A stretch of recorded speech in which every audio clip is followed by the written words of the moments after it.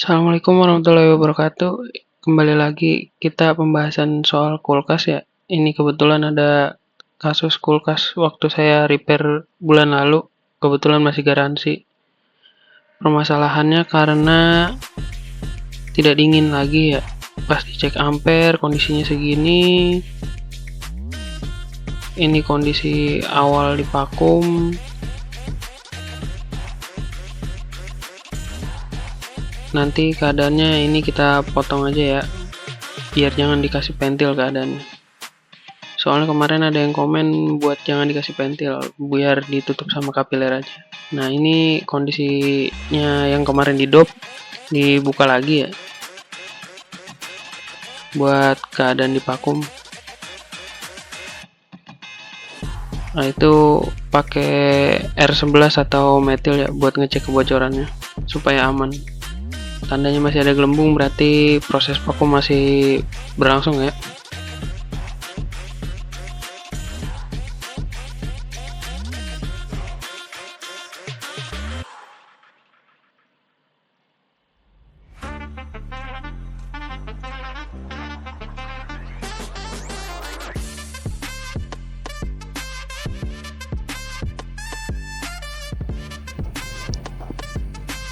Nah ini kondisi gelembungnya udah mulai sedikit berkurang dari yang awal.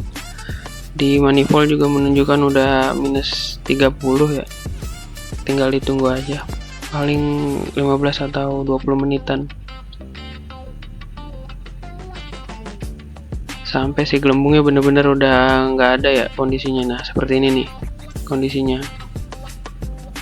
Kalau kondisinya udah nggak ada berarti tinggal waktunya di dop ya bagiannya, dilas,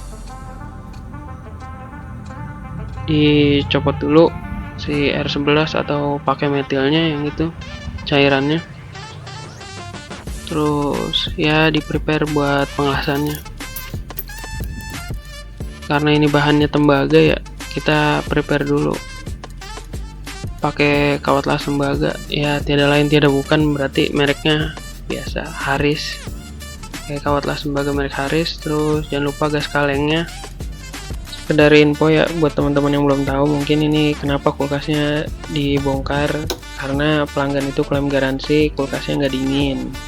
Nah jadinya saya bongkar lagi buat cari tahu permasalahannya, karena ternyata banyak yang komen itu kondisinya harusnya kulkas di servis itu jangan dikasih pentil ya, karena ada kemungkinan dari pentil itu bisa jadi kebocoran baru. Jadi kondisinya kulkas itu bisa dia keadaannya masuk udara, jadi dia perheat, si kompresornya diem aja stuck gitu, jadi nggak dingin lagi. Yang jadi saya bongkar. Sorry ya teman-teman, prosesnya agak lama, maklum. Ruangannya agak sempit, terus juga banyak servisan kulkas juga, banyak sepeda listrik juga servisan, jadi maklum prepare-nya agak berantakan ini, jadi agak sedikit lama buat bagian pengelasannya. Buat teman-teman yang baru ada niatan mau belajar soal kulkas atau mau coba-coba belajar soal kulkas ya nggak apa-apa, bongkar-bongkar aja, siapa tahu kan bakalan tambah-tambah atau ilmu atau pengalaman baru kayak saya kayak gini ya kan.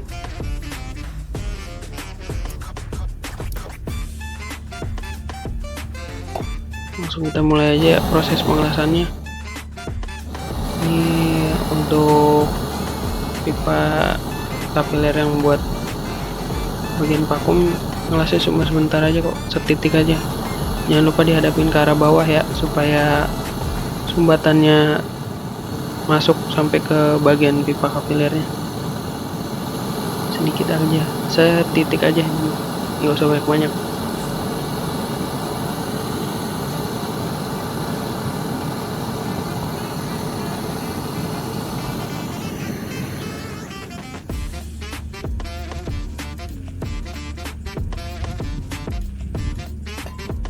Ini kondisi si kulkasnya masih ada powernya ya.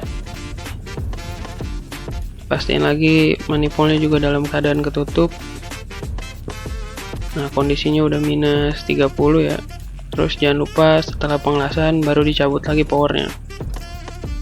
Ditunggu selama beberapa menit, biasanya sih 30 menitan.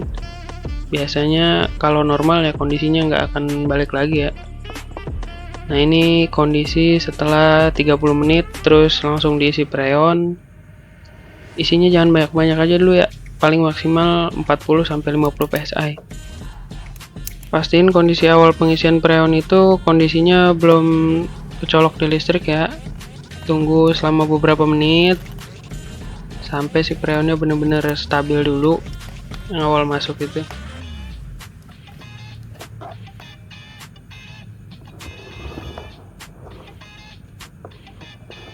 Nah ini juga di tang ampere membuktikan bahwa kulkasnya emang belum dicolokin ya, karena baru awal masuk freon. Nah setelah beberapa menit terus kulkasnya dicolok ke listrik, dirunningin, ditutup dulu buat tahu seberapa kondisi kulkasnya ketika lagi running freonnya masuk ya. Terus ditunggu sampai freonnya ketika dicolokin kulkasnya stabilnya di berapa.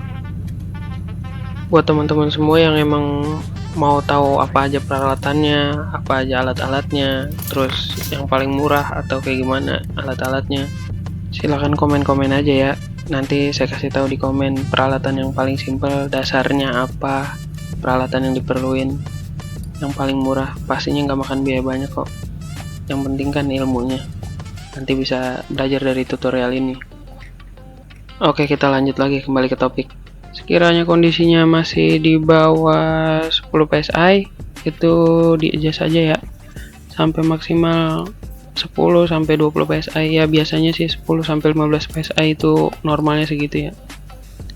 Tapi ngomong-ngomong ini kulkas 2 pintu ya, biasanya sih sekitaran saya sih isinya biasanya 18 psi lah, di bawah 20 lah intinya. Itu udah paling amannya ya buat kulkas 2 pintu, biar keadaannya juga ya cepet dingin.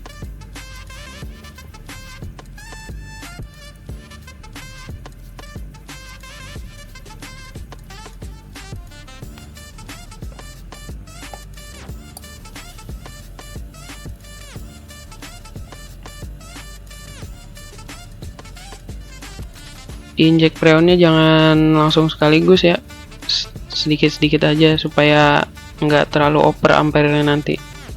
Takutnya kalau over buat yang rumahnya listriknya sedikit bisa jeglek nanti si MCB-nya.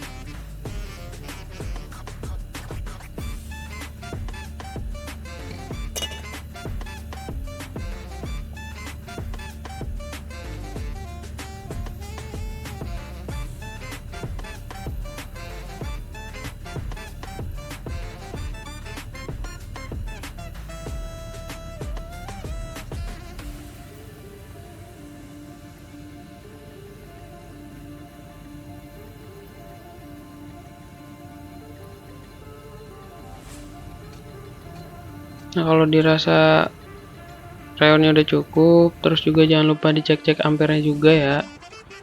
Terus kondisinya ketika semuanya udah oke, ampernya oke, freonnya udah oke, jangan lupa yang ininya, yang tadi tempat ventil tuh potong aja di dop. Nah ampernya kebetulan 1,1 ya di sini di nameplate-nya. Aktualnya itu ada 1,05. Jadi kondisinya di bawahnya ya. Terus pastiin lagi biasa semuanya. Harusnya kan dalam keadaan dingin, terus juga filter hangat, bodi kulkas yang emang kondensornya masih dalam kulkas dalam keadaan hangat, itu berarti kondisi kulkasnya udah normal ya.